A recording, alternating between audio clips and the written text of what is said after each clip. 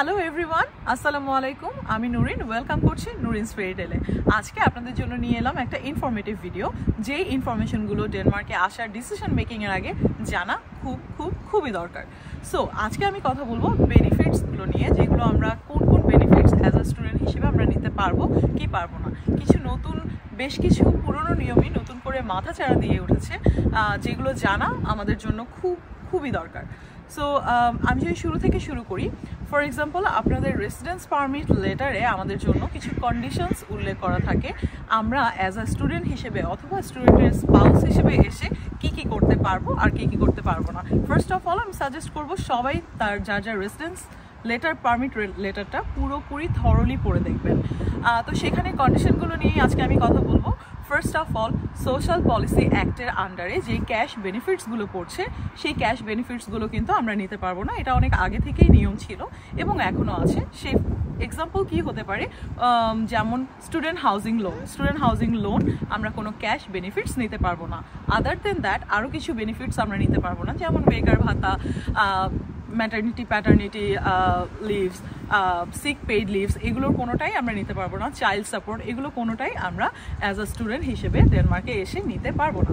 আমাদের আশেপাশে হয়তো অনেকেই নিয়ে ফেলবে, কারণ যেহেতু অনেক সময় নিয়ম থরলি চেক করা হয় না, তো অনেকে নিয়ে ফেলে ভুলবশত, কিন্তু সেটা পরিণাম কিন্তু খুব ভয়ঙ্কর হয়ে দাঁড়ায় যখন সিরির কাছে আসলে ব্যাপারটা চলে যায়। তখন রিভোক পর্যন্ত করে দেয় একটা নির্দিষ্ট টাইম লেটার দিয়ে, যদি আমরা ভুলেও এই ধরনের কোনো ভুল করে থাকি অথবা কোনো বেনিফিটস নিয়ে থাকি।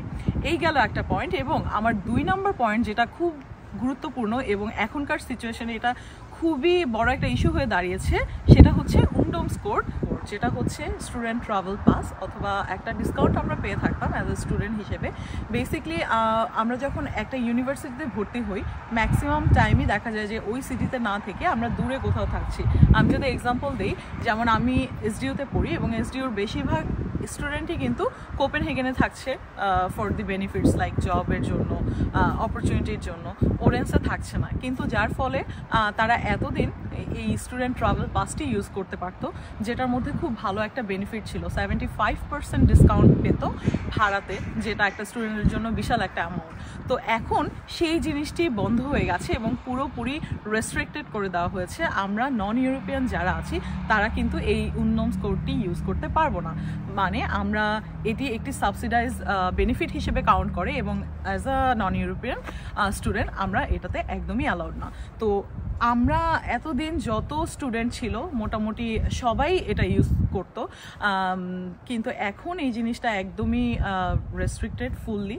তো এই জিনিসটা খেয়াল রাখবেন। তো এটার সলিউশনটা কি হতে পারে? এটার সলিউশন হতে পারে আপনি যেই ইউনিভার্সিটিতে আসছেন চেষ্টা করবেন সেই শহরেই বাসা নেওয়ার, কারণ নর্মাল ভাড়া বা কমিউটার কার্ডের যেই ভাড়া সেটা অনেক এক্সপেন্সিভ।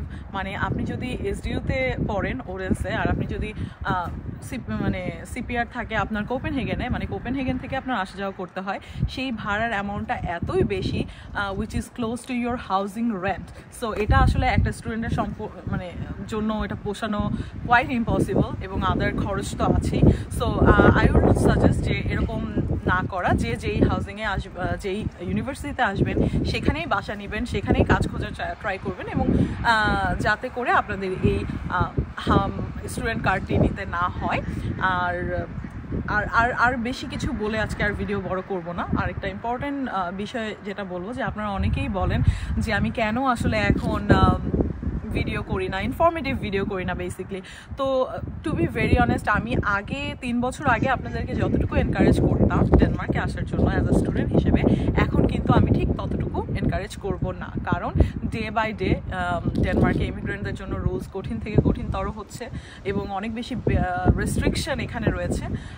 সেটাও আসলে ওদের কিছু করার নেই, যেহেতু ডেনমার্ক একটা ছোট দেশ এবং ছোট ইকোনমি। তো নট অনলি বাংলাদেশিজ, আরও যারা নন ইউরোপিয়ান আছে অন্যান্য দেশ থেকে, লাইক ইন্ডিয়া, পাকিস্তান, ভারত, নেপাল, সব জায়গা থেকে কিন্তু প্রচুর মানুষ আসছে, প্রচুর স্টুডেন্ট আসছে, এবং কোপেনহেগেনে অলমোস্ট আসলে ওভার হয়ে গেছে স্টুডেন্ট স্টুডেন্টের সংখ্যা ওভার পপুলেটেড হয়ে গেছে। এবং আরেকটা যেটা মেইন জিনিস, কোনো স্টুডেন্টরাই ঠিকমতো ক্লাস করে না যেহেতু দূরে থাকে।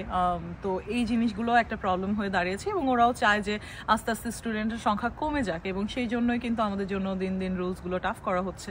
তো এই জন্য এটা একটা বড় ইম্পর্টেন্ট কারণ। এবং আরেকটা জিনিস বলে আমি ভিডিও শেষ করব, সেটা হচ্ছে আপনারা অবশ্যই টাকার ক্ষেত্রে খেয়াল রাখবেন, সেমিস্টার ফি এর ক্ষেত্রে খেয়াল রাখবেন। এখন এসেই যে আপনি জব পেয়ে যাবেন এবং দুজন মিলে কাজ করে সেমিস্টার ফি উঠিয়ে ফেলবেন, the situation is not like that at all. It's quite tough. আপনাদের মিনিমাম কাপল হিসেবে আসলেও মিনিমাম 2টা সেমিস্টারের টাকা নিয়ে আসার চেষ্টা করবেন, রেডি করে রাখার চেষ্টা করবেন। এবং যারা সিঙ্গেল স্টুডেন্ট আসতে চাচ্ছেন, আই উইল সাজেস্ট যে অ্যাটলিস্ট 3টা সেমিস্টারের টাকা রেডি করে রাখেন। একটা দুটো তো নিয়েই আসবেন, এবং থার্ড সেমিস্টারটাও চেষ্টা করবেন রেডি করে রাখার, যাতে কোনো বিপদে না পড়েন। কারণ এখন এই বর্তমান সিচুয়েশনে জব স্কারসিটি বেড়ে গেছে, জব পাওয়া টাফ, এবং অনেকদিন ওয়েট করতে হচ্ছে। পাবেন না বা চলতে পারছে না বা এরকম কিছু না, স্টুডেন্টরা এখনও অন্যান্য দেশের তুলনায় অনেক ভালো আছে, কিন্তু আগামীতে এটা কিন্তু আরও বেশি কঠিনতম হয়ে যাচ্ছে। তো এই হচ্ছে আমার আজকের ভিডিও। আশা করি এই ছোট্ট ইনফরমেশনগুলো আপনাদের অনেক কাজে লাগবে। আর অবশ্যই উন্নয়ন কোড যারা এতদিন ইউজ করতেন এখানে আছেন, তারাও যদি এই ভিডিও দেখে থাকেন তাহলে এখনই স্টপ করে দিন। এবং যারা আসবেন আগামীতে তাদেরকে যদি অন্য কেউ সাজেস্টও করে যে স্টুডেন্ট কার্ড কেন নিচ্ছেন না, স্টুডেন্ট ট্রাভেল পাস, তখন তারা যদি নাও জেনে থাকে আপনাদের সেটা জানা উচিত। কারো কথায় পড়ে কোনো ইনফরমেশন নিয়ে কোনো কিছু করার চেষ্টা করবেন না। নিজে ভালো মতো নিউ টু ডেনমার্ক ঘাটুন, নিউ টু ডেনমার্কে নিজের রেসিডেন্স লেটার পারমিটটা পড়ুন, তারপরে ডিসিশন নেন, তারপরে কোনো কাজ করবেন। এটাই আমার অ্যাডভাইস থাকবে আপনাদের জন্য, অথবা সাজেশন থাকবে, যেটাই বলেন। আর এই তো, সবাই ভালো থাকবেন, সুস্থ থাকবেন, আমাদের জন্য দোয়া করবেন। দেখা হবে নেক্সট ভিডিওতে। আল্লাহ হাফেজ।